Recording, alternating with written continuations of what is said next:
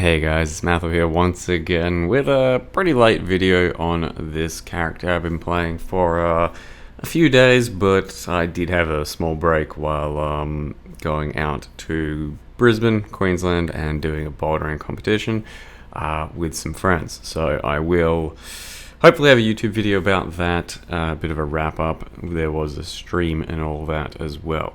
Either way, I do want to talk about the character that I was playing for a few days, and that is the Wild Strike Champion using axes, so it's pure elemental, elemental scaling. So it is a bit of an off-meta choice, a bit of an off-meta, aka melee, and like strike-based melee, but it is a very meta way of scaling, and that is a champion using armor and evasion with perseverance belt. But I'm using an axe, so it's like an Ellie axe, and there aren't any explosions in this build. They're just actually the axe mastery for monsters are destroyed, like corpses are destroyed on death. So it kind of looks like a little explosion, but it isn't anything. It just makes it feel a lot nicer, which is kind of why I wanted to use an axe in this situation and in this build, since getting Ellie axes isn't very hard. People don't value them at all. And you can get a pretty good one, 3 LE prefixes, and then just finish off the suffixes however you see fit. Compared to, you know, the most meta way of doing it, claws, nightblade, that sort of shit. Probably a whole bunch more output in a character like this if you decided to do that, but this is plenty, and I did enjoy the axe mastery to destroy corpses, so it just feels a bit baloofier. Overall, yeah, this champion style of scaling is extremely powerful. You can have, you know, like 4k life or something, but huge amounts of EHP, and then with 80,000 armor and evasion, means perseverance is giving you a shitload of increased attack damage. I think at this point it's like 300 or 400%, and that means that you can dual scale your evasion, armor, and damage all at the same time. And we've already had the development manifesto for like some changes that are happening that will somewhat affect a character like this, but it's not a very big deal. It will still function, it will still work, and then hopefully there'll be new tools, tricks, and fun stuff to play around with to make things even better. But just overall, it's extremely thick to be building this way. Like probably one of the thicker characters I'd ever made. You know, you can sit there in AFK boss fights.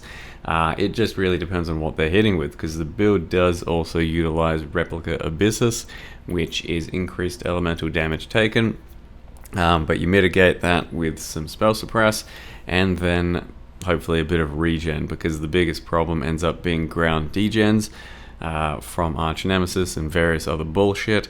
So the character's got some life regen happening as well, some leech, whatever, and in general I still feel pretty damn thick against almost everything. So Replica Abyssus does seem to be something you can kind of counter these days without too much concern, and it does help the build out for damage quite a lot.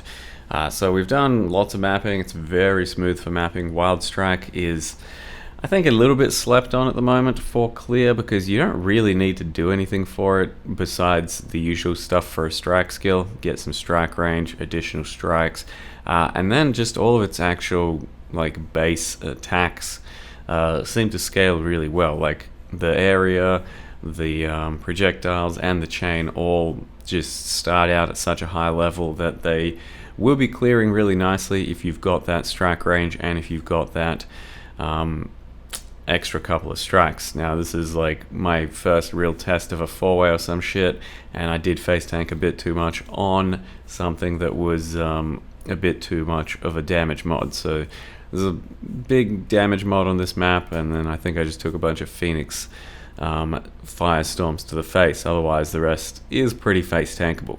I just yeah, did a bit too much. And then the only other piece of endgame I've taken this character to so far was just a simulacrum test, and I got to wave 30 and then died. Basically, it is still going to be a bit about the mods on the simulacrum, and if they can get a bit too rough, then It is tough to deal with Kosis and Omni at the same time, especially on this map. It's really hard to separate them or have any place to fight against them.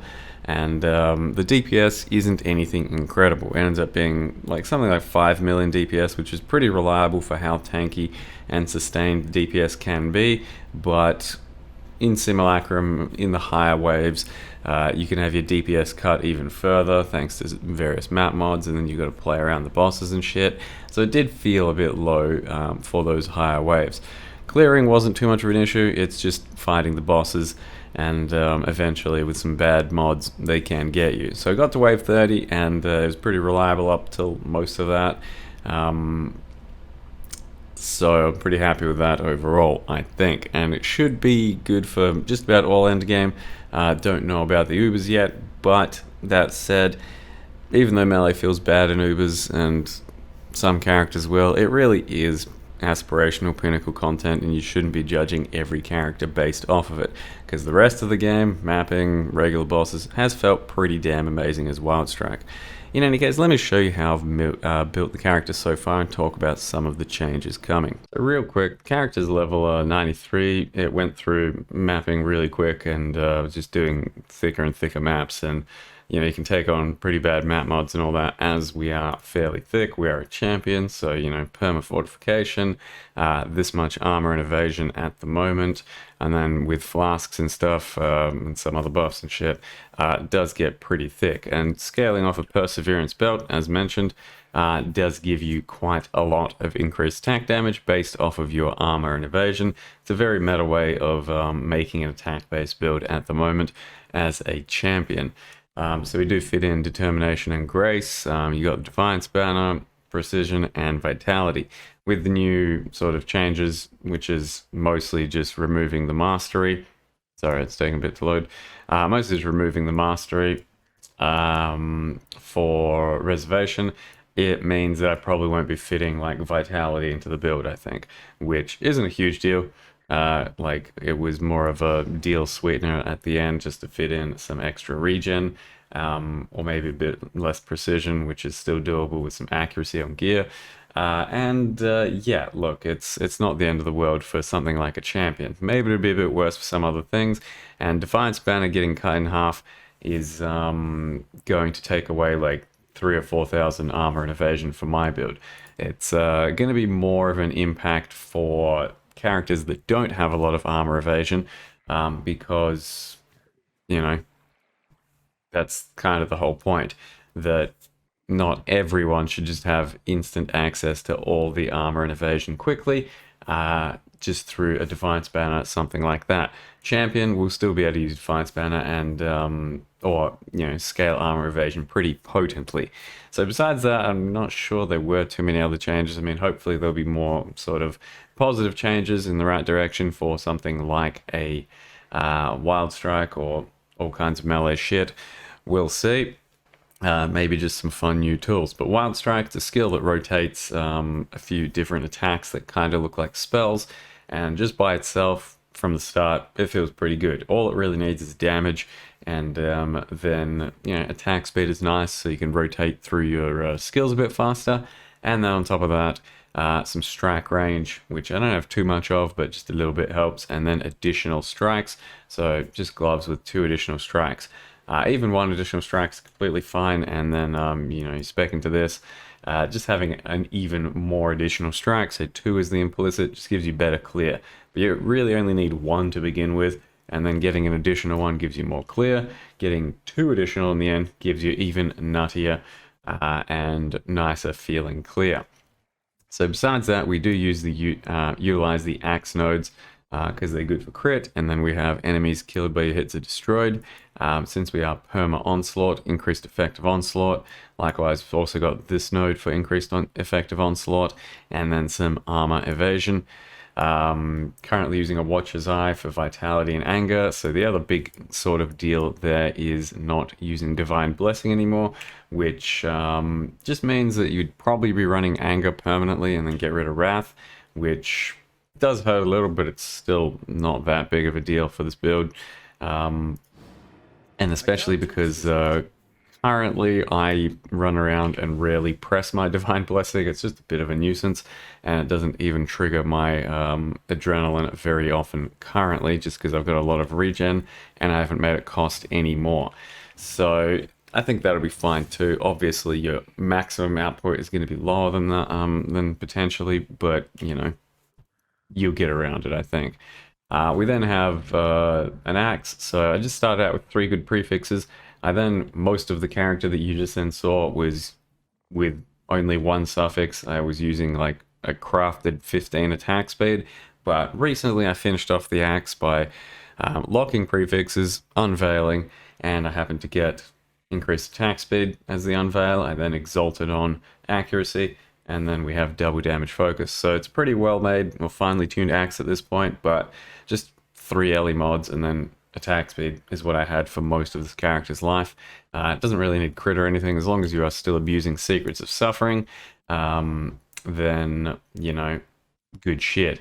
I suppose one of the other changes is Brittle getting a cap of 6. Yeah, I currently only need something like that from Brittle, and I do get max ailment a lot of the time. Even 4 or 5 crit from Brittle is just about enough. Typically, it's just going to mean that you're going to have to invest into a little bit of crit, whereas before, if you got to like 15% Brittle, you could just get away with having almost no crit on your tree whatsoever. Currently, we're investing some, and you know, it works out. Otherwise, minus mana cost on 1 ring, need a bit of stats, some res, just some basic stuff. I made this shield, so just a reservation implicit, which didn't cost too much, 1x maybe. And then just, yeah, some suppress and stuff. Getting suppress is going to be a little bit harder, obviously. May have to spec an extra couple of points or some shit. Or we could use it as a Watcher's Eye, because currently my Watcher's Eye is, you know, mostly just crit from anger. You can also utilize Grace Suppress, but otherwise, Abyssus gives us a lot of our power, which means that our weapon needs to do less. So Abyssus plus 1 of the auras is a lot of the damage in the build, and then you can either go axes, swords, claws, whatever the fuck you want. It's basically just going to be a free-for-all with a Wild Strike doing whatever you want it to do. The links are Close Combat, Trinity, Inspiration, which is a bit more mana unreserve or unusage, but it's very like easy to get your mana to not do much on this build. Multi-strike and LE damage with attacks.